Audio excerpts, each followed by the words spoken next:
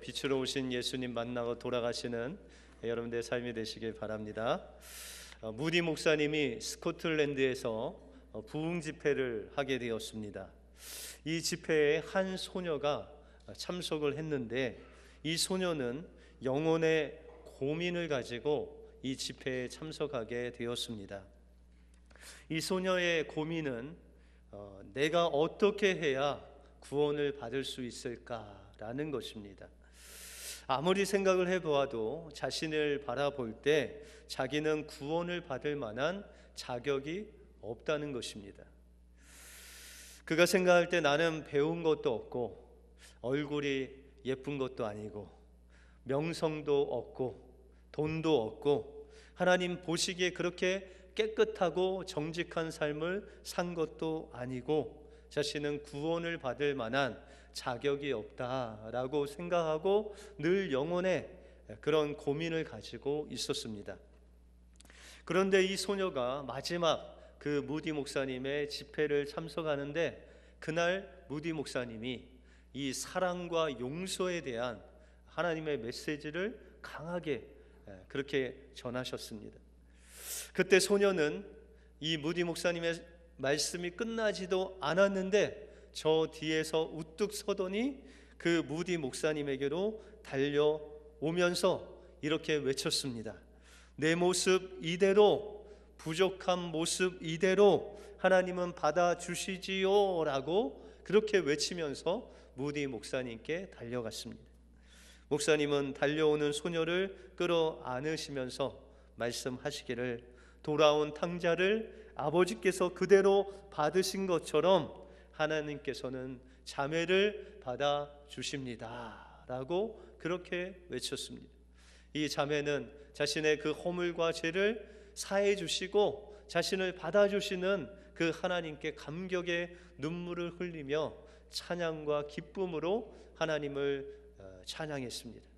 그때 그 옆에서 성가대석에서 있던 해밀턴 여사가 곡을 쓰고, 또한 무디 목사님과 평생을 같이 했던 찬양 사역자인 그 생키가 그것을 작곡하기 시작했고, 그것을 또 온 회중에게 찬양을 불러주었습니다. 그 찬송가가 여러분들이 잘 아시는 나 주의 도움받고자 주 예수님께 빕니다. 그 구원 허락하시사 날 받으옵소서. 이 모습 내 모습 이대로 주 받으옵소서. 날 위해 돌아가신 주 날 받으옵소서라는 찬송이 그 소녀를 인해서 지어지게 되었다는 것입니다. 바로 여러분들 모습 그대로, 우리에게는 돈도 없고 얼굴도 다른 사람보다 예쁘지 않고 멋있지 않을지라도 우리가 그냥 내 모습 이대로 주님께 다가가서 주님의 품에 안기기만 하면 주님께서 우리를 받아주실 줄 믿습니다. 그 은혜를 누리시고 돌아가시길 바랍니다. 그러면 오늘 본문을 통해서 하나님이 주시는 이 소녀에게 주셨던 그 은혜는 무엇이고, 또 그 은혜가 우리에게 주시는 축복이 무엇인지 오늘 본문을 통해서 살펴보겠습니다. 먼저 이 하나님의 은혜는 우리의 허물을 가리워 주시는 은혜입니다. 오늘 1절에 보시면 허물의 사함을 받고 그 죄의 가리움을 받는 자는 복이 있도다 라고 그렇게 말씀하고 있습니다. 여러분들 여기서 허물의 사함을 받는다, 허물이라는 것은 하나님께서 말씀하신 그 말씀에서 일탈을 할 때 그것이 바로 허물이다라는 것입니다. 다시 말해서 이 허물은 죄와도 같습니다. 여러분들 죄라는 단어가 하말티아라는 단어인데, 이 하말티아도 마찬가지로 표적이 있는데 화살을 쐈는데 그것을 벗어나는 것입니다. 하나님께서 우리를 향하신 뜻이 있고, 또한 하나님이 우리에게 말씀하신 그 말씀이 있는데 거기서 관역에서 벗어나든지 그 길에서 일탈하는 것, 그것이 하나님 앞에서 허물이고 죄가 된다라는 것입니다. 그런데 이 허물, 죄로서 그치는 것이 아니라 죄의 싹슨 사망, 죽음을 우리에게 다가오게 한다는 것입니다. 그래서 오늘 본문에 허물의 사함을 얻고 그 죄를 가리움을 당한 자에게 주시는 하나님의 복이 정말 은혜 위에 은혜다라고 그렇게 말씀하고 있다는 것입니다. 하나님께서 이 아담과 하와를 그 죄를 범했을 때 하나님께서는 그들에게 저주하지 않으셨습니다. 정죄하지도 아니하셨습니다. 그리고 그들이 이제 선악과를 먹고 눈이 밝아져서 자신의 부끄러운 모습을 가리기 위해서 무화과 나무로 옷을 해 입었는데 하나님께서는 죄를 범했음에도 불구하고 그들이 요청하지도 않았지만 하나님께서는 가죽 옷으로 그들을 입히셨다라고 그렇게 말씀하고 있습니다. 여러분들 가죽 옷을 얻으려면 짐승을 어떻게 해야 됩니까? 잡아야 됩니다. 그렇죠? 짐승을 잡으면 피가 납니다. 그 피가 곧 생명이다라고 주님은 말씀하십니다. 여러분들 성경에서 이 피가 우리의 생명인데 여러분들 누가 당신의 생명은 어디에 있습니까? 물으시면 저희 호흡에 있습니다. 이렇게 말씀하지 마시고 저의 생명은 저의 피에 있습니다. 라고 하면 좀 다르게 보실 것입니다. 근데 여러분들 성경에 보면 이 피에 생명이 있다 라고 하고 이 피만이 우리의 죄를 사할 수 있다라고 그렇게 말씀하고 있습니다. 그래서 그 짐승을 잡아서 피를 흘려 그 가죽옷으로 아담과 하와를 이제 입혀 주셨다는 것은 예수님 장차 오실 그 예수님의 피로 아담과 하와의 죄를 가리워 주시는 그 주님의 은혜에 대해서 말씀하고 있습니다. 그런데 그 피는 그냥 짐승의 피나 사람의 피로 인해서 우리의 생명의 속죄함을 받는 것이 아니라 죄가 없는 피로서만 우리의 죄가 사함을 얻을 수 있다는 것입니다. 그런데 불행하게도 모든 사람이 죄를 범하였음에 사망에 이르렀다. 우리는 모든 사람이 죄 없는 사람은 없다는 거예요. 여러분들 죄 없이 태어나신 분 계세요? 그렇게 태어나려면 예수님과 같이 남자 없이 성령으로 잉태되어야 됩니다. 여러분들 예수님께서 성령에 잉태되어서 그 마리아를 통해서 낳으셨는데 그분만 죄가 없으신 그 피를 가지고 이 땅에 태어나셔서 우리의 모든 죄를 위하여 피를 흘려 주심으로 인해서 그분으로 인해서 우리가 죄사함을 받았다라는 것입니다. 고아원에서 자란 두 남매가 있었습니다. 이 남매의 부모님을 잘 모르다가 그들이 아주 성장해서 이제 성년이 지나고 거의 30세가 된 그때에 그의 친아버지를 만나게 되었습니다. 그런데 그 친아버지를 만났는데 그 아버지는 화상을 입어서 아주 얼굴이 흉측하고 보기조차도 어려울 정도로 그렇게 망가진 얼굴을 하고 있었습니다. 그래서 그 남매는 그 아버지를 한번 보고 나서 다시는 그 아버지를 찾지 않았습니다. 그런데 시간이 몇 년 흐르고 그 아버지가 돌아가셨다는 소식을 들었습니다. 그래서 이 남매는 마지못해 그 아버지의 장례식에 참석을 했습니다. 그리고 그 남매가 이 아버지의 장례식을 끝나고 그 아버지의 시신을 처리해야 되는데 사람들이 그들에게 알려주기를 아버지께서 살아 생전에 자신이 죽으면은 나를 화장하지 말라라고 유언하셨다는 이야기를 들었습니다. 그런데 그 남매는 그 아버지의 유언을 무시하고 그냥 화장을 해버렸습니다. 남매는 화장한 다음에 아버지가 생전에 가지고 있었던 유품들을 불에 다 태우다가 우연히 한 권의 일기장을 발견하게 되었습니다. 그 일기장에는 아버지가 화재 때 남매를 구출한 내용이 담겨져 있었습니다.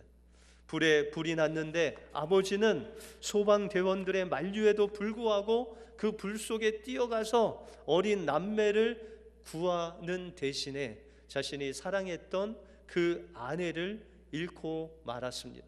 그리고 자신의 그 얼굴과 모든 그 몸에 화상을 입고 자신의 힘으로 도저히 이 아이들을 기를 수가 없어 보육원에 맡긴 것입니다.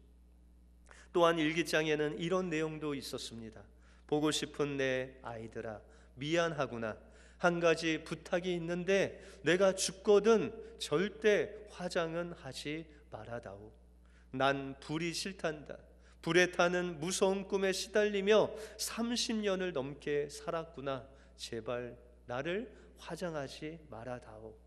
두 남매는 일기장을 읽으며 아버지를 화장한 것을 후회하며 통곡했지만 그 아버지는 이미 한 줌의 죄가 돼버린 후였습니다. 우리 또한 예수님의 은혜로 죽을 수밖에 없는 우리가 구원을 얻은 것입니다. 그러나 우리는 때때로 이 은혜를 잊은 채 내 힘과 내 능력으로 우리가 죄와 허물 가운데 살아갈 때가 있다는 것입니다. 그러나 우리가 지금 살고 있는 이것은 전적인 주님의 그 십자가의 은혜라는 것입니다.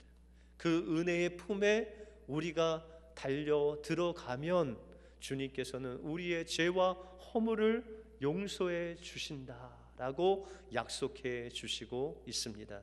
지금도 은혜의 빛으로 찾아오신 그 주님의 품에 안기시는 우리 은혜교회 모든 성도들이 되시길 주님의 이름으로 축원드립니다. 그러면 우리는 어떻게 이 주님의 은혜의 품 안에 머물 수 있겠습니까? 그것은 우리가 우리의 허물을 주님 앞에 자백할 때 우리는 주님의 품 안으로 들어갈 수 있다는 것입니다. 다윗은 이 늘 하나님의 말씀에 순종하는 그런 사람이었습니다. 그가 어려울 때나 즐거울 때나 그가 슬플 때나 기쁠 때나 늘 하나님 말씀대로 살았습니다. 그래서 그는 때로는 사울에게 쫓기어 도망당하기도 하고 때로는 살기 위해서 미친 척을 하면서 다른 나라에서 그런 생활을 할 때도 있었습니다. 그럼에도 불구하고 다윗은 하나님의 말씀 앞에서 하나님 말씀대로 정직히 사는 그런 사람이었습니다.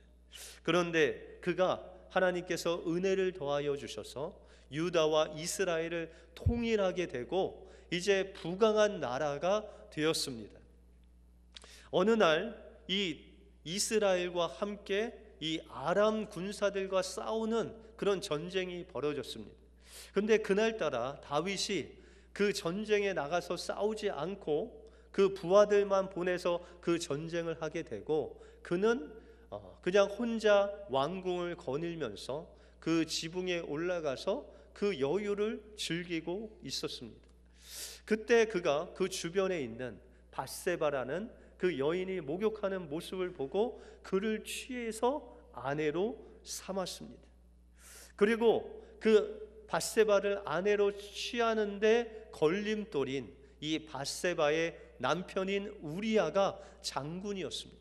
그래서 그 아람 전쟁의 그 치열한 그 전쟁 맨 앞에 그를 보내라고 그 부하에게 명령을 해서 그 우리아 장군은 그 아람 나라와 치열한 전투 중에 사망을 하고 맙니다. 다윗은 간음죄와 이 우리아를 죽이는 살인죄를 범하게 된 것입니다. 그럼에도 불구하고 다윗은 이 죄를 하나님 앞에 고백하지 않고 회개하지 않고 그냥 그 고통 가운데 거하게 됩니다. 오늘 4절에 보시면 그가 고백하기를 주야로 나를 누르시오니 내 진액이 화여 여름 가물에 마른같이 되었다라고 고백하고 있습니다. 여러분들 그 다윗이 하나님 앞에서 죄를 범하고 그 죄가 그 마음속에 들어오니까 그 하나님과의 관계가 깨지게 되었다는 것입니다. 그리고 죄가 역사하니 하나님께서 그를 누르시는데 그가 마른 여름 가물에 그 가뭄과 같이 될 정도로 그렇게 고통스럽게 주님과 완전히 단절된 삶을 살게 되었다라고 말씀하고 있습니다. 우리 예수님도 십자가를 지실 때, 여러분들 예수님께서 그 십자가를 지실 때 예수님만 그 십자가에 못 박힌 것이 아니라, 여러분들 민수기서에 보시면은 이스라엘 백성들이 죄를 범합니다. 그래서 하나님께서 그들에게 죄에 대한 합당한 대가를 지불하게 합니다. 그러나 하나님께서 은혜를 베푸셔서 모세에게 장대에 놋뱀을 만들어 달게 하시고 그것을 보는 사람은 나을 것이다 라고 그렇게 말씀하십니다. 여러분들, 예수님이 놋뱀이라는 뜻인가요? 예수님이 십자가에 죽을 때 그 놋뱀을 대표하는 우리 인류의 모든 죄악과 그 죄의 우두머리인 그 마귀가 함께, 죄와 함께 십자가에 못 박히게 되었다는 것입니다. 여러분들, 하나님께서 예수님을 바라보실 때 예수님을 버리신 것이 아니라 그 죄와 함께 있는 예수님, 그 죄를 가까이 할 수가 없어서 예수님과 하나님과의 관계가 죄로 인해서 깨어지고 만 것입니다. 그때 예수님이 고통스러워한 것은, 그 십자가의 고통만큼이나 고통스러운 것은 바로 하나님과의 관계가 깨어지고 죄를 전가되었을 때, 죄로 인해서 저주받은, 하나님께 저주받는 그 고통을 참을 수가 없어서 예수님이 말씀하시기를 엘리 엘리 라마 사박다니, 하나님 왜 저를 버리셨나이까? 죄와 함께 버림받은 그 예수님의 절규의 그 목소리에 그 죄가 얼마나 무서운 존재인 것을 우리에게 말씀하고 있다는 것입니다. 하나님은 지금도 우리가 죄를 범하기를 원치 아니하십니다. 우리가 죄를 범했을 때 그 죄와 함께 우리는 고통 가운데, 다윗이 그랬던 것 같이 주님의 짓누르심과 또한 그 뼈가 마르게 되는 그 고통이 우리에게 따른다는 것입니다. 그럴 때 그곳에서 벗어날 수 있는 것은 바로 우리의 죄를 하나님 앞에 자백하는 것입니다.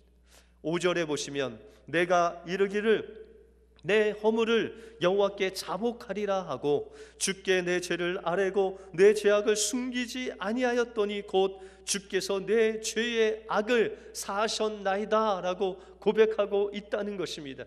다윗이 자신의 그 죄악을 하나님 앞에 고백하지 않을 때는 그 죄로 인해서 고통 가운데 있었지만, 그 죄를 자백한 후에는 하나님께서 그 죄악을 사해 주시는 그 은혜를 누리게 하셨다는 것입니다.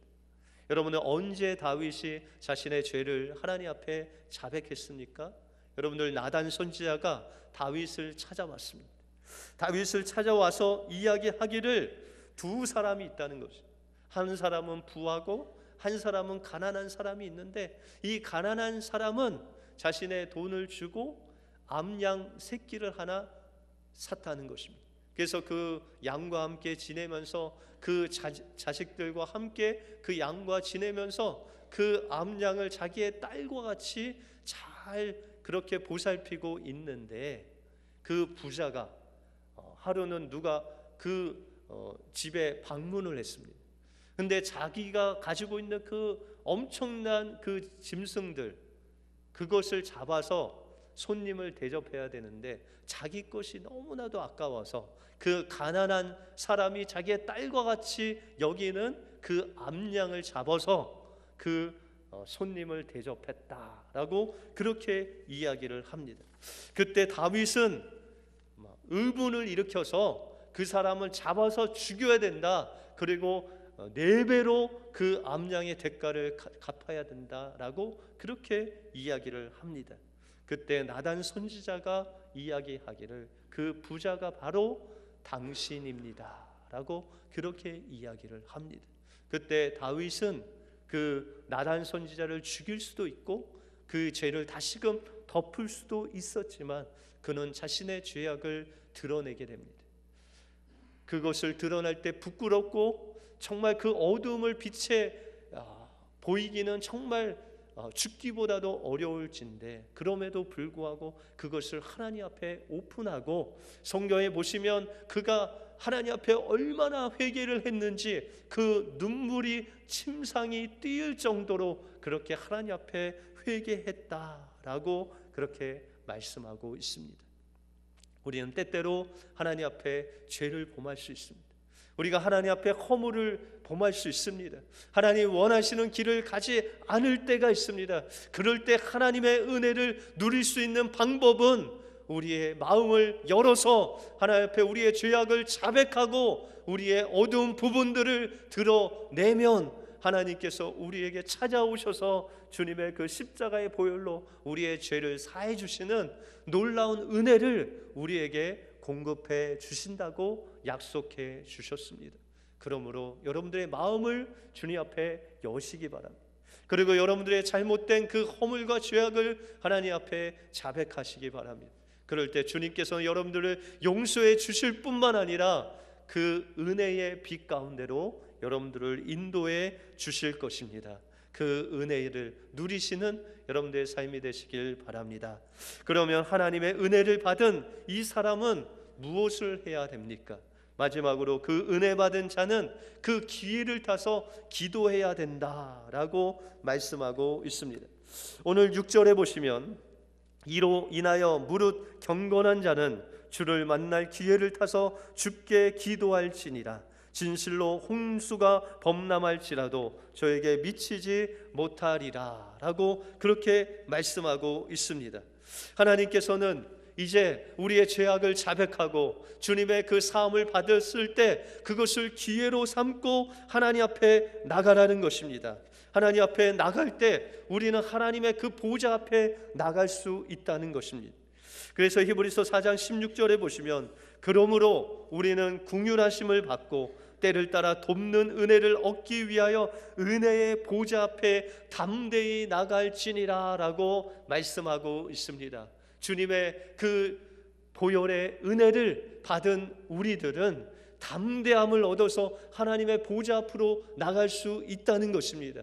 다시 말해서 우리의 죄악을 고백하고 자백하고 우리의 모든 마음을 하나님 앞에 오픈할 때 하나님께서는 주님의 보혈로 우리의 죄를 사해 주실 뿐만 아니라 우리를 만나 주시고 우리와 함께하여 주시고 우리의 인생을 인도하시는 좋으신 하나님이시라는 것입니다. 그래서 홍수가 우리를 범람할지라도 그 환난이 우리에게 고난을 줄지라도 우리가 당당히 설 수 있는 것은 우리의 삶 속에서 주님이 우리와 함께 하신다는 것입니다.